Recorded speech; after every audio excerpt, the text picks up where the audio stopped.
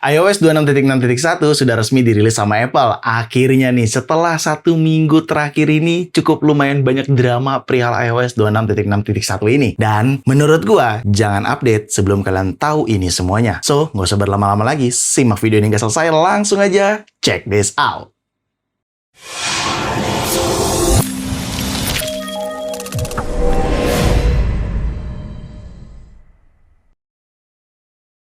Ya, akhirnya iOS 26.6.1 sudah resmi dirilis sama Apple ke seluruh pengguna iPhone. Jadi buat teman-teman, silakan update aja sekarang. Nah, sebenarnya iOS 26.6.1 ini beberapa hari lalu atau kurang lebihnya 1 minggu lalu ya, sudah dirilis, tapi adanya miskomunikasi kali ya.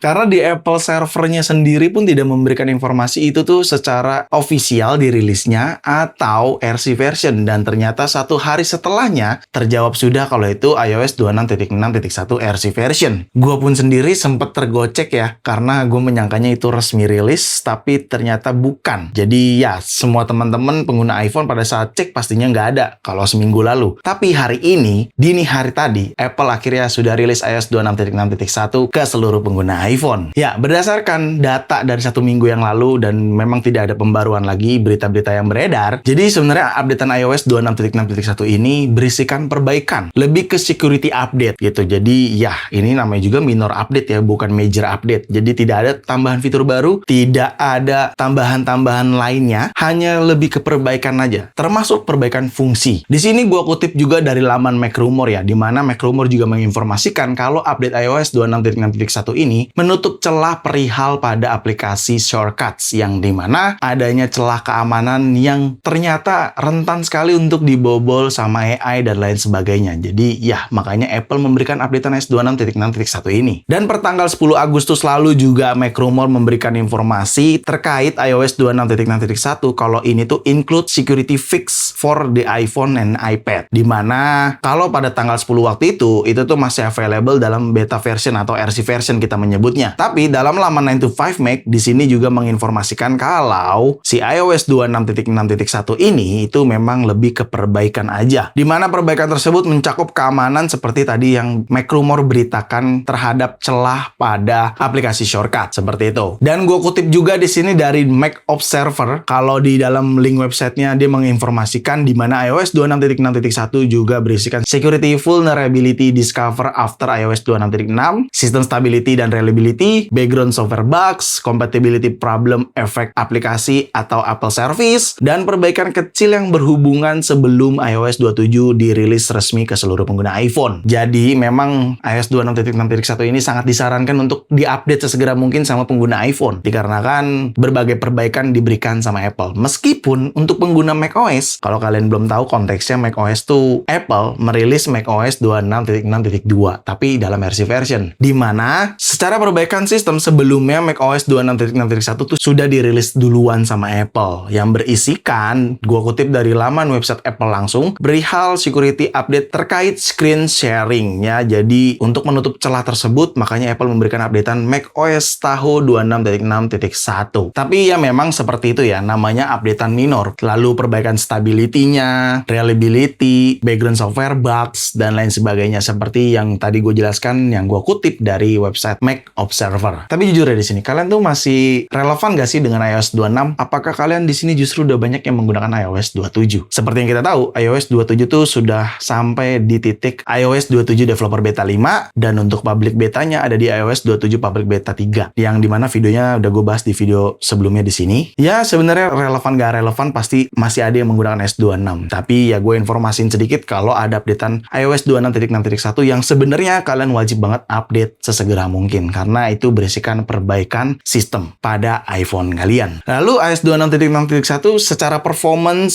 secara baterai, ataupun secara lainnya bagaimana sih? Gua sendiri pengguna iPhone 15 di iOS 26.6.1, overall jujur gue ngerasa sih baik-baik aja ya, nggak gimana-gimana juga, dan bahkan mungkin bisa gue asumsikan tidak terlalu beda jauh dengan iOS 26.6, tapi perbedaannya jauh lebih adem aja secara suhu performance dari iOS 26.6. Si iOS iOS 26.6.1 ini jauh lebih aman suhunya. Gue menggunakan iPhone 15 ini secara lumayan daily lah ya, nggak daily banget, tapi gue menggunakan berbagai banyak aplikasi, mulai dari sosial media, aplikasi YouTube, Instagram, TikTok, bahkan X sekalipun gue juga gunakan di iPhone 15 ini. Lalu gue juga menggunakan iPhone 15 ini untuk beberapa ngedit kebutuhan pekerjaan gue, seperti aplikasi Lightroom, gue ngedit foto, lalu aplikasi CapCut, gue ngedit video, dan juga aplikasi Canva untuk ngedit thumbnail atau cover-cover lainnya. Cukup lumayan sering gue menggunakan iPhone 15 ini. But overall semuanya aman aja sih. Tapi kalau gue cobain untuk main game, wajar sih kalau suhunya meningkat, karena main game nih. Gue di sini main FC Mobile dan main golf juga, atau Golf Pro ya, yang dari Apple Arcade. Kedua game tersebut gue mainkan di iPhone 15, so far di iOS 26.6.1 lancar, tapi ya wajar ya kalau suhunya meningkat karena buat main game. Kalau misalkan digunakan untuk sosial media, untuk ngedit foto atau ngedit video, masih normal sih menurut gue pribadi ya. Masih bisa gue asumsikan itu bisa kita toleransi lah gitu. Dan itu adalah yang gue rasakan secara performance-nya. Tapi berkesinambungan juga dengan baterainya, karena penggunaan tersebut atau pemakaian tersebut juga berurusan dengan baterainya. So far sejauh ini sih baterainya dibilang irit juga nggak terlalu irit, dibilang boros juga nggak terlalu boros gitu. Jadi gue ngerasa kalau baterai masih di tengah-tengah lah ya, netral gitu. Maksudnya itu nggak ada gimana-gimana juga menurut pribadi gue ya. Asumsi gue secara penggunaan sejauh ini, baik menggunakan WiFi ataupun pakai data, itu